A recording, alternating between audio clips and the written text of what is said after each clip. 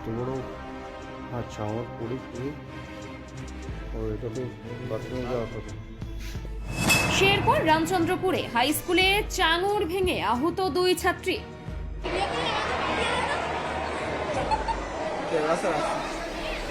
দক্ষিণ চব্বিশ পরগনার উস্তির শেরপুর রামচন্দ্রপুর হাই স্কুলে ছাদের চাঙড় ভেঙে আহত অষ্টম শ্রেণীর দুই ছাত্রী। আহত দুই ছাত্রী আফরিন সুলতানা ও অনুষ্কা ভান্ডারী।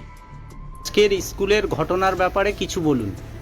আজকে আমার ভাইজি আফরিন সুলতানা আজকে স্কুলে যায় এবং স্কুলে যাওয়ার পরে কিছুক্ষণ পরে আমাদের বাড়িতে খবর আসে যে আফরিনের মাথায় স্কুলের যে ছাদের ভাঙা অংশ, যেটাকে আমরা চাঙড় বলি, সেই চাঙড় এসে তার মাথায় পড়ে এবং সে রক্তাক্ত অবস্থা হয়ে পড়ে এবং তাকে নিয়ে যথারীতি আমরা ডায়মন্ড হারবার হসপিটালে নিয়ে যাই এবং সেখানে গিয়ে দেখি তাকে সিটি স্ক্যান ডাক্তারবাবু করেন এবং তার মাথায় আরও চারটে স্টিচ দেওয়া হয়েছে।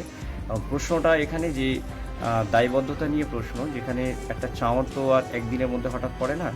দীর্ঘদিনের একটা স্কুল বিল্ডিং এরকম হয়ে পড়ে রয়েছে, এখানে প্রধান শিক্ষক বা যারা স্কুলে যারা পরিচালন কমিটি আছে, সেই পরিচালন কমিটি কী করছিলেন এতদিন, যেখানে 2,500 থেকে 3,000 বাচ্চা ওখানে নিত্যদিন পড়াশোনা করেন, তাদের জীবন নিয়ে যে জীবনের ঝুঁকি রয়ে গেল, সেটা নিয়ে একটা প্রশ্নচিহ্ন রয়ে গেল। আমাদের একটাই দাবি যে স্কুলের এহেন পরিস্থিতি বা এরকম পরিস্থিতির জন্য দায়ী কারা বা কেন স্কুলের পরিস্থিতিটা এমন, এই প্রশ্নটা আমরা জানতে চাই এবং এর জন্য আমরা এর তদন্তও চাই।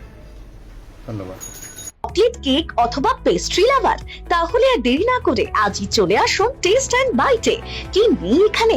Chocolate, vanilla, strawberry, black forest, white forest cake থেকে শুরু করে chicken 65, chicken spring roll, chicken burger, cheese burger থেকে শুরু করে রয়েছে একাধিক নামি দামি ব্র্যান্ডের চকলেট।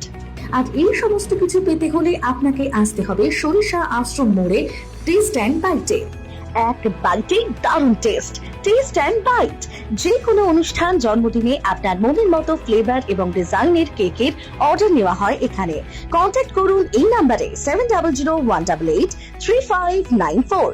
তাহলে আর দেরি না করে এখনই চলে আসুন টেস্ট অ্যান্ড বাইটে। এক বাইটে দারুণ টেস্ট।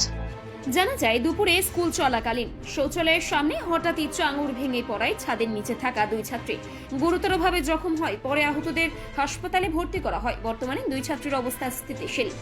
ঘটনার পর ক্ষতিগ্রস্ত এলাকা বন্ধ করে দেওয়া হয়েছে স্কুলের পক্ষ থেকে। প্রশাসনের পক্ষ থেকে ক্ষতিগ্রস্ত এলাকা দ্রুত মেরামতের নির্দেশ দেওয়া হয়েছে। পাশাপাশি আহত ছাত্রীদেরকে সব রকম সাহায্যের আশ্বাসও দেওয়া